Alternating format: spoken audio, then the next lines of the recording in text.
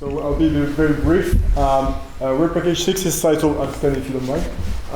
The impact of the global compact on citizens, recognition of the right to international protection, and its main objective is to investigate public attitudes towards burden sharing and responsibility sharing. As you all know, one of the goals of the Global Compact is to organize mobility, and that's the Global Compact on migration, and organize solidarity between the United Nations member states, and this is the goal of the Global Compact on refugees.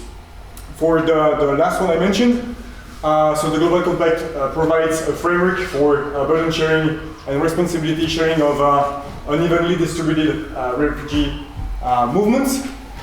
And such a framework rests on the idea, on the principle that states have jointly held moral duty to share the burden of refugee movement.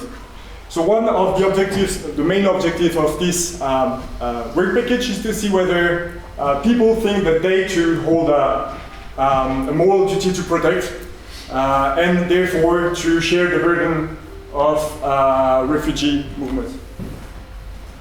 Okay, so in other words, what we want to do is to see whether people support the goals of the Global Compacts, which is especially important since we know that the Global Compacts are based on soft law provisions, which means basically that a lot of their implementation is going to be dealt with at national level, with national politics at play. So what we're going to do in more concrete terms, we're going to design a representative web survey to be carried out in 15 to 20 countries that have or have not endorsed the Global Compact. And the objectives of the web survey are going to be on the first one is trying to understand where people stand on the globalist, nativist cleavage system that Hagan mentioned earlier. So we're going to ask them whether they think that some specific groups of people should be excluded from the right to international protection, according for their religion, for instance. We're going to ask people whether they think that some protection motives should be excluded from the scope of the international protection, such as race or poverty. We're going to ask also whether people trust the institutions that are involved in the determination of the refugee status. So that's the first main objective that we're going to try and achieve. The other one is that we're going to see more specifically whether, and the extent to which, and also under which circumstances, people think that they have a responsibility, that they have a duty to share the responsibility and the burden of those refugee movements.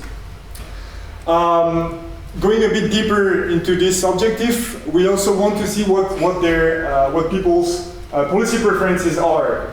If they are more interested in financial assistance to countries hosting the bulk of refugee movements, or if they are more into admitting and resettling migrants from other hosting countries towards their own country. So we kind of want to understand what people think about those two poles, let's say, on the policy spectrum. The last objective that we have is that we are going to conduct experiments. So basically, by varying at random the content of the questions we will ask people, to see whether the information that we give them is going to change their views as to burden sharing and responsibility sharing.